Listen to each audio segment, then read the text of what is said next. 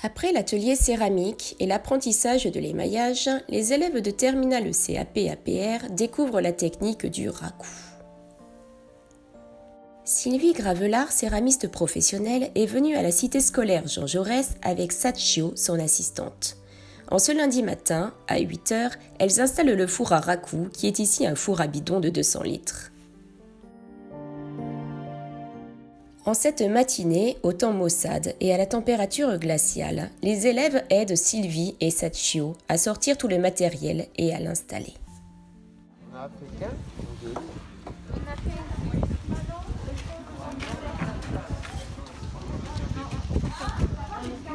Nous découvrons nos tasses faites précédemment.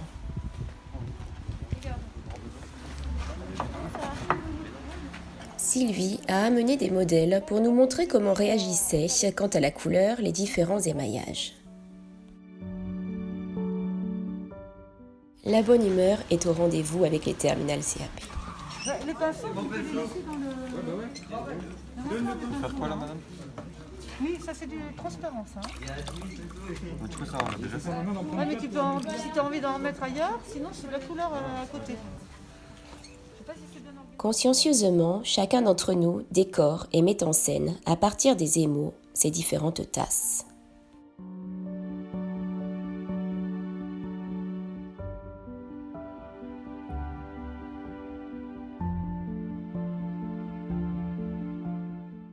Puis, Sylvie installe nos tasses avec rigueur et stratégie dans l'antre du four raku.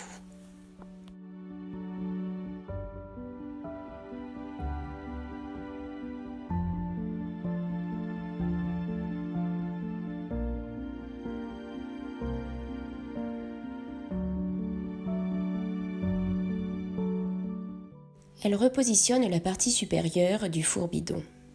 Puis enlève la protection laissant apparaître l'ouverture qui va laisser passer la flamme du brûleur. Elle installe la bonbonne de gaz.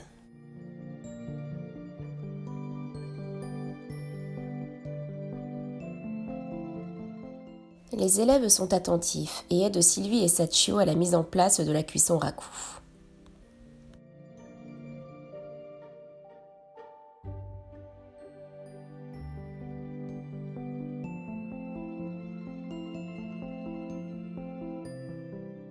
Elles installent le brûleur. Pour optimiser la répartition de la chaleur dans le four, celui-ci doit être positionné en biais, de façon à créer un courant de chaleur tournant à l'intérieur.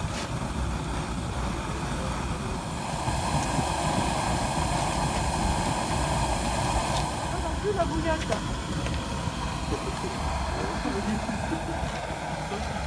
Et bien, pendant que ça chauffe, on va émailler les autres pièces.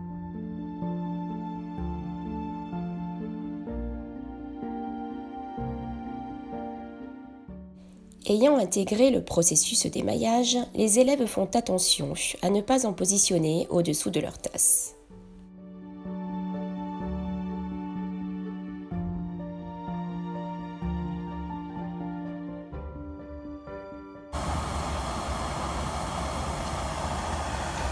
L'ouverture dans le toit, à la place de la bonde, devient la cheminée. Il est possible de surveiller à tout moment les pièces en cours de cuisson par celle-ci. Sylvie et Sachio enlèvent la partie supérieure. Ce type de four est aussi bien utilisé par les professionnels que par les amateurs, car il a de nombreux avantages. La cuisson y est rapide, aux alentours de 45 minutes. Par ailleurs, on a pu le voir, le four bidon est facilement transportable et donc partageable. Enfin, son coût de conception est très raisonnable. J'ai l'impression que c'est bon. C'est qu'une impression. Ouais. Voilà. Désolé. Il n'y a pas de fumée sans feu.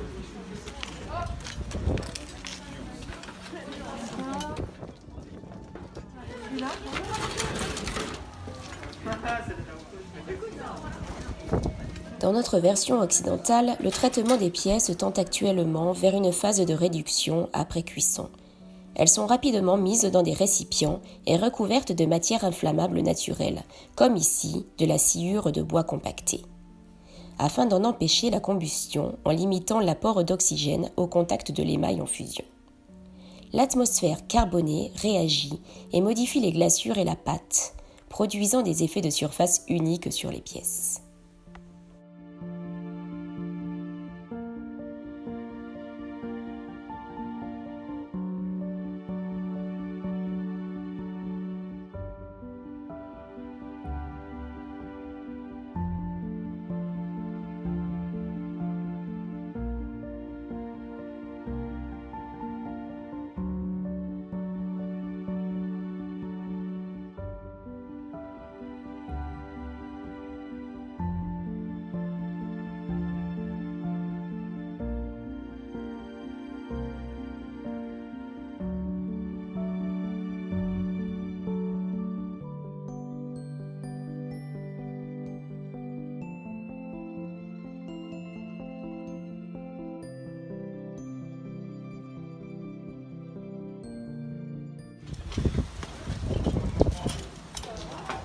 Je les retourne parce que des fois ça cratère un peu et ça teinte à l'intérieur.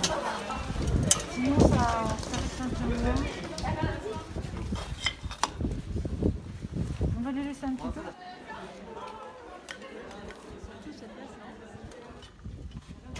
Cette technique de fabrication en cuisson rapide fut donc découverte en Corée, puis développée au Japon dans le milieu du XVIe siècle.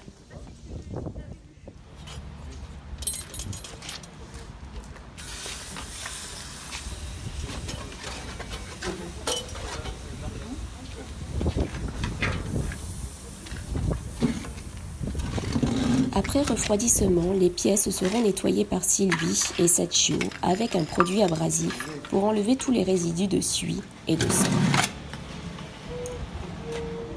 Un potier coréen du nom de Shojiro reçut commande de Sen Rikyu, maître de thé et philosophe wabi, c'est-à-dire de la beauté glacée et flétrie. Il reçut commande d'un bol à thé.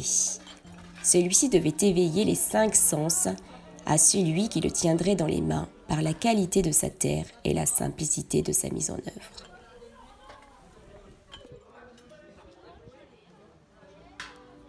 Sachio et Sylvie posent les tasses au sol.